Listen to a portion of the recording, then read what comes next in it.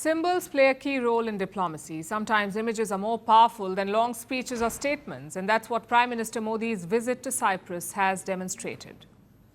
It was the first stop in his three-nation tour. He's on his way to Canada to attend the G7 summit. On his return, he will stop in Croatia. But first, let's talk about Cyprus and the signals the Indian Prime Minister sent from there. We've been telling you why this visit matters. Prime Minister Modi's stopover in Cyprus was more than a courtesy. It was a calculated message directed at Turkey. Turkey, as you know, has come out in open support of Pakistan. It supported Pakistan's military during Operation Sindoor. Turkey armed them against India. Turkish drones were deployed against Indian civilians. And Turkey has been offering Pakistan diplomatic cover, acting as their shield, protecting Islamabad and its terror proxies. Now, against this backdrop, Prime Minister Modi visited Cyprus, and from there he delivered three sharp messages. Each one took an aim at Turkey.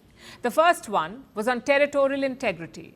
Prime Minister Modi extended India's full support for the sovereignty of Cyprus. A joint statement was issued today. It said, and I quote, "India reiterated its unwavering and consistent support for the independence, sovereignty, territorial integrity and unity of the Republic of Cyprus."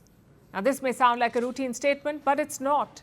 Because after this statement, some photographs came out. Prime Minister Modi toured the capital of Cyprus, Nicosia. He visited the Green Line. Now, this Green Line is basically a United Nations buffer zone. It separates Greek Cyprus from the Turkish-controlled north. Cyprus has been divided into two parts, the Greek part and the Turkish-controlled northern part. Now, let me give you a quick primer. Cyprus was invaded by Turkey. This was in 1974. Turkey invaded Cyprus.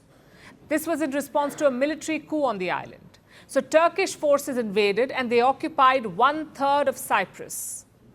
And that portion still remains under Turkish control. Only Turkey recognizes this land as a separate state and they call it Northern Cyprus. No other country in the world supports Turkey's position on this. Now, during the visit today, Prime Minister Modi stood just meters away from this Green Line. Just meters away from the Turkish-controlled territory begins. And the President of Cyprus was with him. He showed him the Turkish flag on the northern side. Look at these pictures. You can see the Turkish flag in the Indian Prime Minister's backdrop. Now, this is a powerful message. This visit, a message of solidarity for Cyprus and a message to Turkey. India is signaling that it stands with Cyprus in this dispute. And Prime Minister Modi's second message was equally powerful. It was over the issue of terrorism. He thanked Cyprus for standing with India. After the Pahalgam terror attack, Cyprus expressed support to India. Both sides called for a zero-tolerance approach to terror. They demanded the elimination of terror networks and punishment for terrorists. The visit of the Prime Minister is the first of the country since the recent cowardly terrorist attack in Pahalgam. I want to repeat publicly the full support of Cyprus to India's actions against the battling of terrorism in every form. Terrorism cannot be accepted. To achieve this objective, India and Cyprus are joining hands. They will now share real-time intelligence to tackle the threat from terrorists, the trafficking of arms and drug smuggling. So India and Cyprus now share a security alliance. It stands in contrast to the Turkey-Pakistan axis, an axis that shelters extremist groups and promotes instability in the region. Prime Minister Modi's third message was focused on regional alignment. Cyprus is strategically significant for India. It can act as a bridge to Europe and a partner in regional trade. The Indian Prime Minister held important engagements in Cyprus. He attended a business roundtable. There is talk of advancing the India-Middle East-Europe corridor, better known as IMEC. This is an upcoming trade corridor to connect India with Europe via West Asia. And Cyprus wants to become a part of it. And that's not all. Prime Minister Modi also highlighted the potential of India-Cyprus bilateral trade. Both sides also discussed UPI, India's unified payments interface for digital payments. It created a payments revolution in India by simplifying small but immediate bank transfers. 7 foreign nations now accept UPI. India is in talks to extend this facility to Cyprus now. And this economic pitch strengthens the larger signal. India is offering its hand to partners who value stability and it is bypassing those that don't, like Turkey.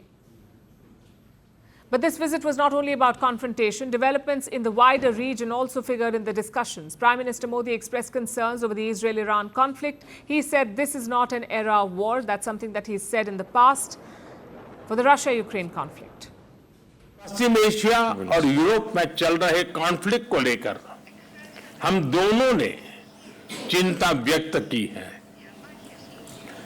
इनका नकारात्मक प्रभाव केवल उस क्षेत्र तक सीमित नहीं है। हम दोनों मानते हैं कि यह युद्ध का युग नहीं है।